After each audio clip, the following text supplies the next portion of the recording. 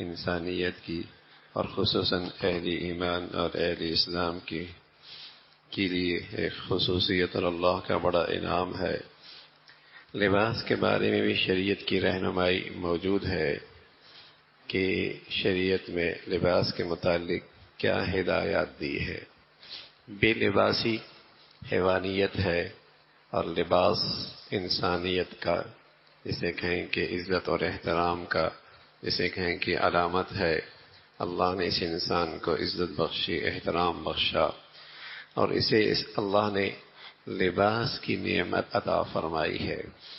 انسان میں جس قدر انسانیت کی تر و تازگی ہوتی ہے وہ لباس کی طرف کھنچتا ہے، اور جس قدر اس کے اندر حیوانیت بڑھتی چلی جاتی ہے وہ بے لباس ہونے لگتا ہے اور وہ لباس سے کتراتا ہے۔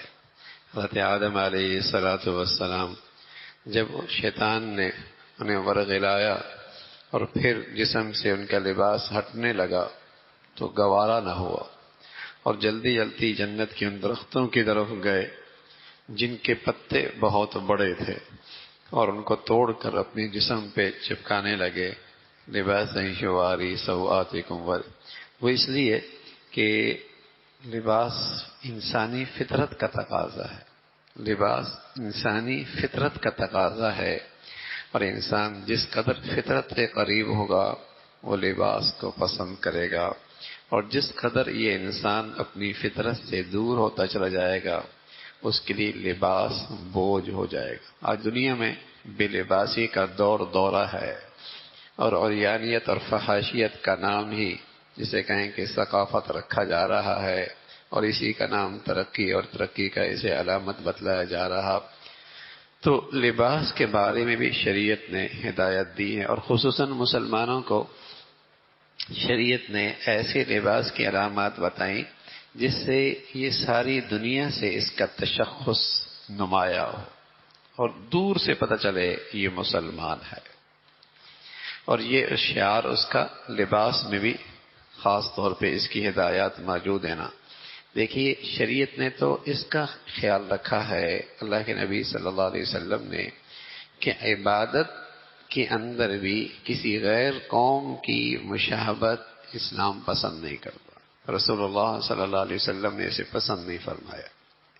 عبادت کے اندر بھی جیسے آپ تشریف لائے، پتہ چلا کہ مدینہ منورہ میں لوگ 10 محرم کو روزہ رکھتے ہیں، اور وجہ یہ بتاتے ہیں کہ حضرت موسیٰ علیہ السلام کو اس دن اللہ نے دشمن سے آزادی اور نجات دلائی، اور آپ کا دشمن مد مقابل جو تھا وہ غرق ہوا، تو اس شکرانے پر یہودی کہتے کہ ہم روزہ رکھتے ہیں۔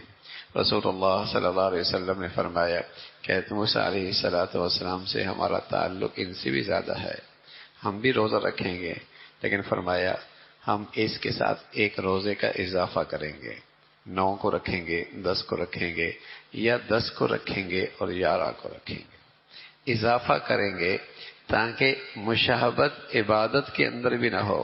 چہ جائے کہ معاشرت میں، لباس میں، رہن سہن میں، یہ اسلام اسے پسند نہیں کرتا۔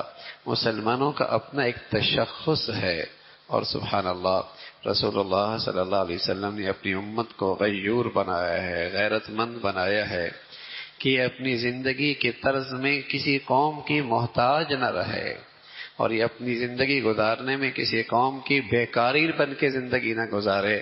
یہ خوددار قوم ہے، غیور قوم ہے، اور اس کے دامن میں وہ سب کچھ ہے جو زندگی میں ایک کامیاب انسان کی ضرورت ہے۔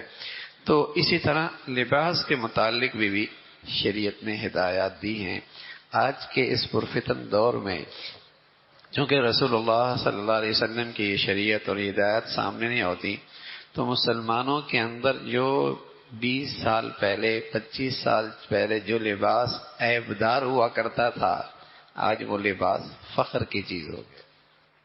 20-25 سال پہلے جو لباس عیبدار ہوا کرتا تھا وہ اب فخر کی چیز ہو گیا ہے، خصوصاً بچیوں میں، عورتوں میں، بچیوں میں، اور خاص کیونکہ ظاہر ہے جو بچیاں جن کو دینی نبی کی زندگی نہ ملے اور ایک بے دینی کی فضا میں وہ تعلیم حاصل کریں اور فیس بک اور ان گندگیوں کے اندر ہر وقت اس کا دیکھنا اٹھنا بیٹھنا ہو، تو ظاہر ہے وہ ایک زندگی بیچاری سیکھ رہی ہوتی ہیں اور ایک زندگی کی رہنمائی لے رہی ہوتی ہیں، وہ ایک ثقافت سیکھ رہی ہوتی ہیں، اور آہستہ آہستہ وہ چیزیں ان کے اندر اتنی رچ بس جذبی ہے کہ جو 20-25 سال پہلے عیب کی چیزیں تھی اب وہ فخر کی چیز بن گئی ہے، ترقی کا علامت قرار دی گئی، روشن خیالی کی جسے کہیں کہ وہ علامت قرار دی گئی، یعنی برائی اچھائی ہو گئی، گندی چیز اچھی ہو گئی، اور جسے کہیں کہ جس قدر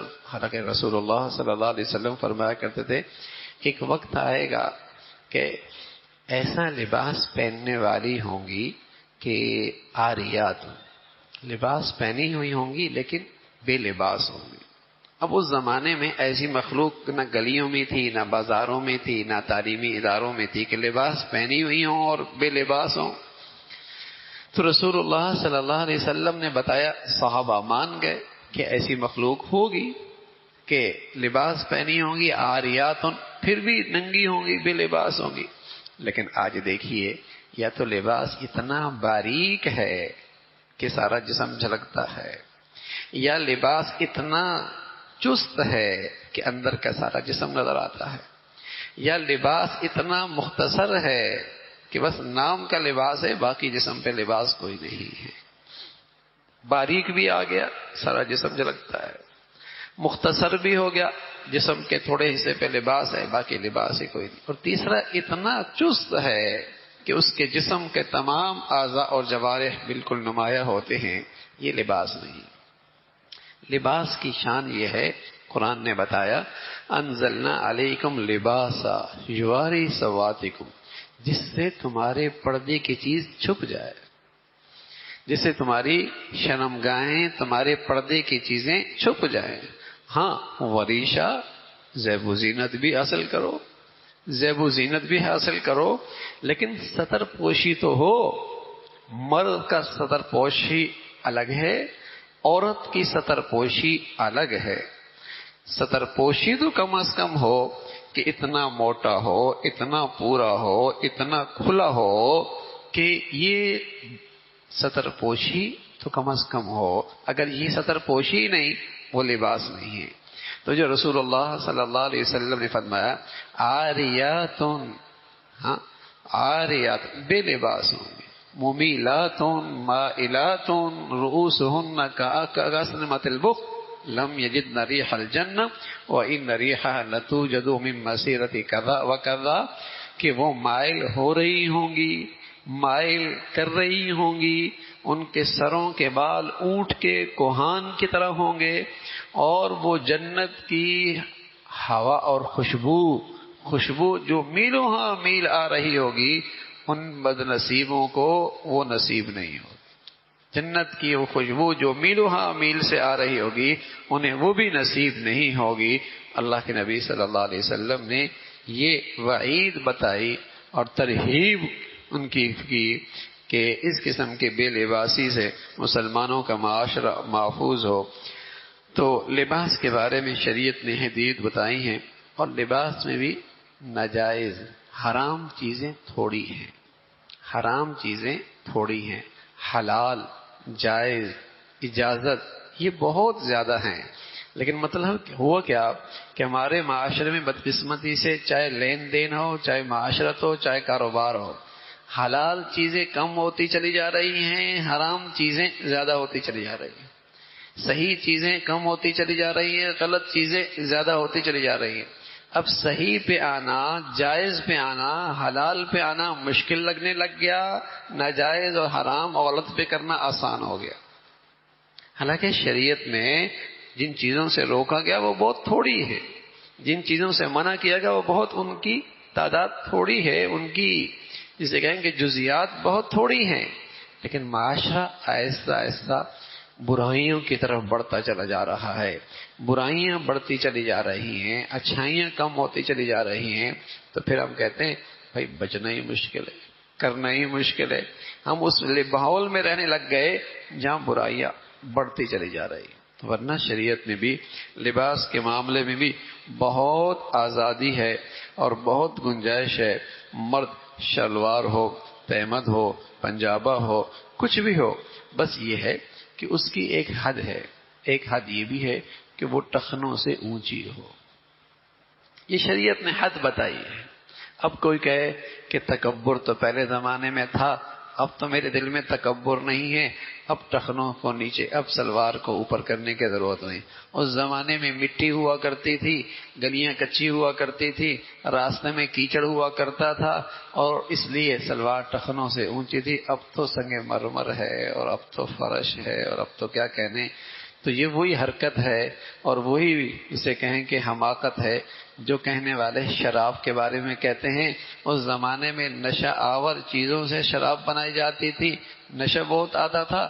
اب تو شراب میں ایسا نہیں ہوتا تھا. اس زمانے میں تو خنزیر گندگی کھایا کرتے تھے، اب تو ان کے اچھے اچھے فارموں میں ان کی پرورش ہوتی ہے. اب تو خنزیر حلال ہونا چاہیے. یہ وہی لوگ ہیں جو اپنے عقل کے گھوڑے دوڑا کر شریعت کے اندر تحریف اور تخریب کا کام کر رہے ہیں. جب شریعت نے کہہ دیا تو پھر اس چیز کو عمل کرنا، یہی مسلمان کی شان ہے. کہ جب شریعت نے ابو بکر میں کون سا تکبر، عمر میں کون سا تکبر، عثمان، اس زمانے میں وہ لوگ تو کر رہے، اور آج کوئی کہہ دے میرے دل میں تکبر نہیں. تو ایسی حرکت نہیں. یہ سارے شریعت میں تخریب اور جسے کہیں کہ اس کے اندر جسے کہیں کہ خرافات کو داخل کرنے والی باتیں ہیں. مرد شلوار پہنے، تہمد بانے، پنجامہ پہنے، کچھ بھی پہنے، لیکن ایک حد ہے، ٹخنوں سے اوپر رکھے. ٹخنے پورے یا ان کا کچھ حصہ بھی چھپنا نہیں چاہیے. عورت اپنے ٹخنے اور پشت قدم کو چھپائے. منتے کلتی ہے. عورت کی اب سلوار اونچی ہوتی ہے، مرد کی سلوار نیچے ہوتی ہے. اوپر منتے الٹی گنگا بہ رہی ہے. اسے شریعت نے کہا نیچے کر لو، اس نے اوپر کر لی. مرد سے کہا اوپر کر لو، اس نے نیچے کر لی. اچھا، پھر یہ چیزیں مشکل لگتی ہیں. اگر اسکول، کالج، کسی دفتر میں ایک یونیفارم مقرر ہو اور کہا جائے میاں ٹائی بھی پہننی ہے، یا یوں کہہ رہے میاں کلر بھی ٹائی کا یوں ہونا چاہیے، میاں پینٹ کی کلر بھی یہ ہونا چاہیے، شرٹ بھی یہ ہونی چاہیے، اور آپ کی کیپ بھی ایسی ہونی چاہیے، تو کیا کہتے ہیں؟ بڑا ڈسپلن ہے اس کے اندر، بڑا ڈسپلن ہے. دیکھیے نا، سب کو دیکھیے اس ڈسپلن میں اسکول آ رہے ہوتے ہیں، دفتر آ رہے ہوتے ہیں، بڑا ڈسپلن ہے. اور جب شریعت کہے تو کیا کہتے ہیں؟ یہ بڑی تنگ نظری کی بات ہے، بڑی تنگ نظری کی بات ہے. ان چیزوں میں کیا رکھا ہے چھوٹے چھوٹے؟ میں ان چیزوں میں نہیں پڑھتا. کیا کہتے ہیں؟ میں ان چیزوں میں نہیں پڑھتا، میں ان چھوٹی چھوٹی چیزوں میں نہیں پڑھتا. یہ بدقسمتی ہے. ان کے اصولوں کی عظمت، اہمیت ہے، وہ ڈسپلن لگتا ہے. نبی کی سنتوں کی عظمت دلوں سے نکلی ہے. اب یہ انتہا پسندی لگتی ہے، تنگ نظری لگتی ہے، اور بڑے بے دینی کے انداز میں کہتا ہے مجھے ان چیزوں میں نہیں پڑھنا، میں ان چیزوں کو نہیں، میرے نظر میں ان چیزوں کی کوئی اہمیت نہیں ہے. تو یہ بے دینی کی بات ہے. رسول اللہ صلی اللہ علیہ وسلم کی سنتوں کی اور آپ کی شریعت کی عظمت کا نہ ہونا، یہ اس لیے کہتا ہے کہ یہ تنگ نظری ہے. ان چیزوں میں کیا رکھا ہے؟ اور مسلمان کی شان یہ ہے کہ اسے اللہ نے بتایا نبی کے ہر عمل میں نور ہے، نبی کی ہر بات میں، ہر سنت میں نور موجود ہے، اور اللہ کی طرف سے انعام کا مادہ ہے. ان کنتم تحبون اللہ فاتبعونی یحببکم اللہ. میرا محبوب مجھے محبوب ہے، اور جو میرے محبوب کی صورت، شکل، طرز اختیار کرے گا وہ میرا محبوب ہو جائے گا، وہ میرا محبوب ہو جائے گا. یحببکم اللہ، اور پھر اللہ تمہاری خطاؤں کو بھی معاف فرما دیں گے. تو رسول اللہ صلی اللہ علیہ وسلم نے شریعت کے معاملے میں بھی رہنمائی فرمائی، لباس کے معاملے میں بھی رہنمائی فرمائی ہے. لباس اتنا چھوٹا، اتنا چست نہ ہو، کہ اتنا باریک نہ ہو کہ وہ اعضاء ظاہر ہو جائیں جن کا چھپانا واجب ہے. یہ بھی حد بتائی. لباس اس قدر چھوٹا، اس قدر باریک، اس قدر چست نہ ہو کہ وہ اعضاء ظاہر ہو جائے. پینٹ پہنتا ہے کھلی ہوتی ہے، ٹھیک ہے، پہن سکتا ہے، جائز ہے، لیکن ایسی پہنتا ہے کہ بالکل جسم سے چپکی ہوئی ہے، یہ تو پہلے مردوں کے لیے عیب تھا، اب تو بچیاں پہن رہی، اب تو بچیاں پہن رہی ہیں اور کھلے عام پہن رہی ہیں۔ اور میں عرض کر رہا ہوں اتنی برائی عام ہو گئی، کوئی روکے؟ کیسی باتیں کر رہے ہو؟ یعنی اب روکنا عیب ہو گیا۔ رسول اللہ صلی اللہ علیہ وسلم فرمایا کرتے تھے کیف بکم، اس وقت تمہارا کیا حال ہوگا، اذا رأیتم المنکر المعروف والمعروف المنکر، اس وقت تمہارا کیا حال ہوگا جب برائی تمہارے نظر میں اچھائی ہو جائے گی اور اچھائی تمہارے نظر میں برائی ہو جائے گی۔ صحابہ کہنے لگے ان ذالک لکان یا رسول اللہ، یا رسول اللہ ایسا بھی ہوگا، ایسا بھی ہوگا کہ ایک ہے آدمی برائی کو برائی سمجھ کے کرے تو کہنے والا کوئی اسے روکے تو اسے اپنا خیر خواہ سمجھتا ہے، اپنا محسن سمجھتا ہے، اپنا بھلا کرنے والا سمجھتا ہے، لیکن جب برائی اچھائی ہو جائے اب کہنے والا تنگ نظر، تاریخ خیال، کم عقل، نادان، دشمن، اس لیے کہ اس کے نظر میں وہ برائی برائی ہی نہ رہی۔ تو رسول اللہ صلی اللہ علیہ وسلم کی شریعت میں یہ رہنمائی فرمائی کہ لباس ہو کسی بھی رنگ کا ہو، موٹا ہو، باریک ہو، لیکن اتنا باریک نہ ہو کہ لباس سے جسم جھلکنے لگے، اتنا چست نہ ہو کہ سارے اعضاء و جوارح نمایاں ہونے لگ جائیں، اتنا مختصر نہ ہو کہ جسم کے تھوڑے حصے پہ لباس ہے اور جن اعضاء کی ستر پوشی واجب ہے وہ کھلی ہوئی ہوں تو یہ پھر ناجائز ہو جائے گا۔ تو فرمایا لباس اتنا چھوٹا باریک چست نہ ہو کہ وہ اعضاء ظاہر ہو جائیں جن کا چھپانا واجب ہے۔ لباس میں کافروں فاسقوں کی نقالی اور مشابہت اختیار نہ کی جائے۔ نوجوان نا ویسے تو پگڑی نہیں پہنتا لیکن شادی کے دن پگڑی پہنتا ہے، وہ کون سی پگڑی ہوتی ہے؟ جو بیچارہ فلموں میں دیکھتا ہے، جو ڈراموں میں دیکھتا ہے، ہاں جو ڈراموں میں دیکھتا ہے، فلموں میں دیکھتا ہے۔ عام حالت میں تو ابا بھی کہتے ہیں بیٹے کیا کہہ رہا ہے، کیا پہن لیا آپ نے، کیا پہن لیا، لیکن اس دن پہنے گا، لیکن وہ کس کی نقالی میں پہنے گا، کس کی نقالی میں پہنے گا؟ اچھا عام دنوں میں اچھا خاصا لباس پہنا ہوتا ہے، جس دن شادی ہے ابا بھی کہتے ہیں بیٹے آپ تو پینٹ پہننا ہے، آج تو ٹائی بھی لگانی ہے، ورنہ آج تو شادی کا دن ہے نا۔ یعنی عزت کا لباس یہی ہے، آج تو معزز لگو نا ذرا۔ تو نقالی کرنا، فاسقوں فاجروں کے لباس پہننا، لباس میں کافروں اور فاسقوں کی نقالی مشابہت اختیار نہ کرے۔ مرد زنانہ لباس، عورتیں مردانہ لباس نہ پہنیں۔ مردوں کا اپنا لباس ہے، عورتوں کا اپنا ہے۔ مرد عورتوں کا لباس نہ پہنے، عورتوں مردوں کا لباس نہ پہنے، پتہ ہی نہ چلے کہ مرد جا رہا ہے عورت جا رہی ہے، عورت جا رہا ہے مرد جا رہا ہے۔ تو مسلمان لگے، مرد مرد لگے، عورت عورت لگے، شریعت نے ایسے حدود بتائے جن حدود میں لباس سے یہ پہچان ہو جائے مالدار شخص اتنا گھٹیا لباس نہ پہنے کہ دیکھنے والا اسے مفلس سمجھے۔ اللہ نے مال دیا ہے تو ایسا لباس بھی نہ پہنے لوگ کہ شاید زکوٰۃ کا مستحق ہو، شاید لوگ سمجھے یہ بیچارہ بہت ہی مفلس ہو۔ اللہ کی نعمت ہے، پہنے، اللہ کا شکر ادا کرے۔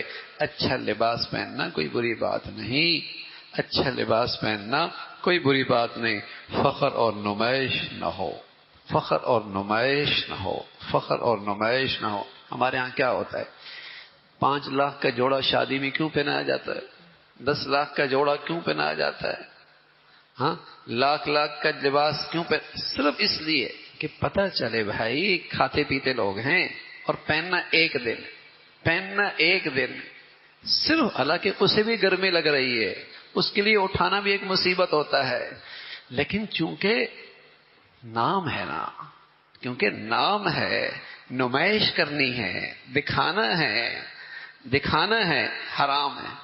بھائی نماز پڑھنے کا نام صرف دینداری نہیں، صرف نماز پڑھنے کا نام دینداری نہیں، ہاں یہ معاشرت بھی ہماری مسلمانوں کی سی ہو۔ اور ان باتوں کا تذکرہ اس لیے کر رہے کم از کم غلط ہو جائے تو توبہ کی توفیق ہو جائے.